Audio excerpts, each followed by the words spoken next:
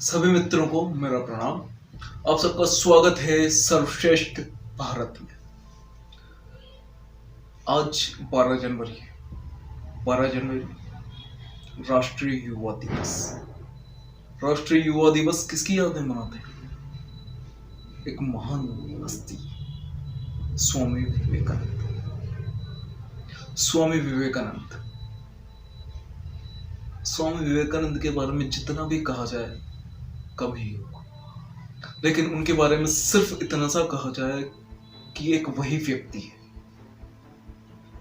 व्यक्ति है जिसने इस पूरे भारत देश को पूरे विश्व में पहचान दी। भारतीय संस्कृति की सर्वश्रेष्ठता को स्थापित किया किसने? स्वामी विवेकानंद। और कैसे? शिकागो में जो धर्म सम्मेलन में उन्होंने जो भाषण दिया था, और वही भाषण उनकी जिंदगी की सबसे बड़ी उपलब्धि कहा जाता है।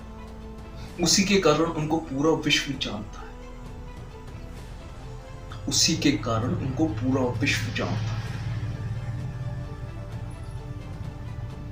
लेकिन क्या किसी को ये याद है कि जब वो भाषण देने वाले थे, यह भाषण जो विश्व का सर्वश्रेष्ठ भाषण कहा जा सकता है, जिसको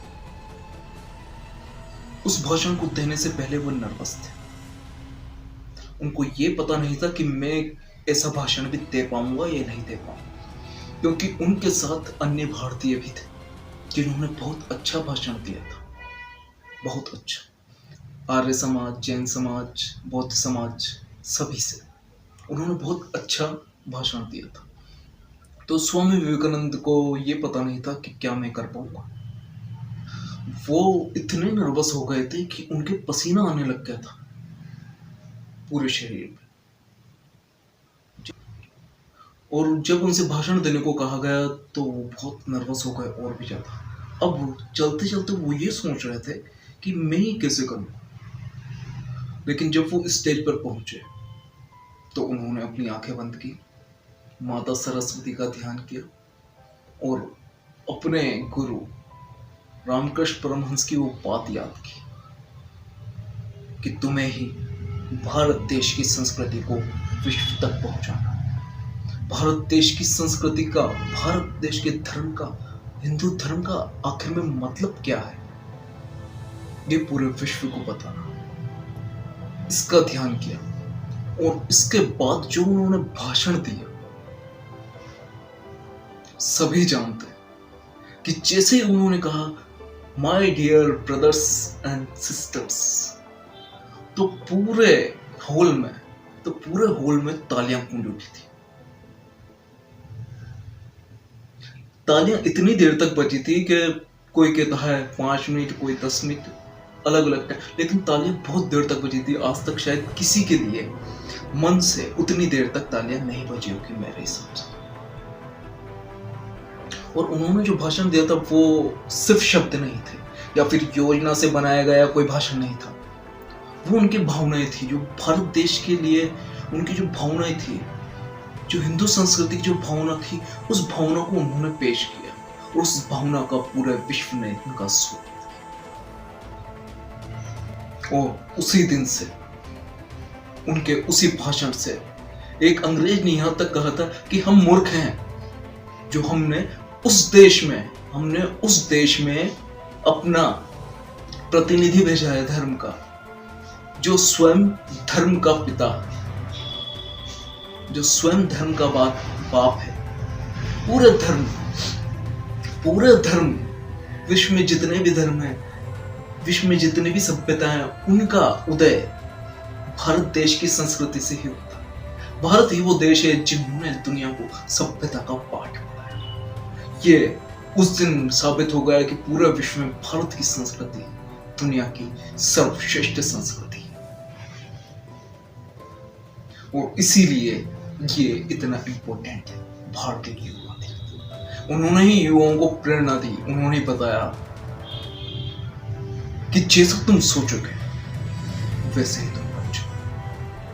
तुम अपने आप को दुर्बल मानोगे दुर्बल बन जाओगे, अपने आप को प्रबल मानोगे तो प्रबल बन जाओगे। ये उन्हीं के ही वाक्य है।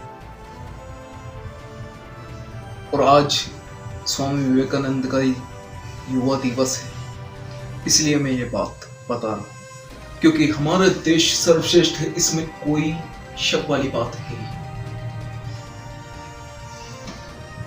एक बार वो पुल के पास से गुजर रहे थे, तो उन्होंने देखा कि कुछ लड़के पानी में तैरती प्लेटों पर निशाना मारने की कोशिश कर रहे थे। विवेकानंद गए तो उन्होंने देखा कि एक भी लड़के से वो निशाना लग नहीं रहा।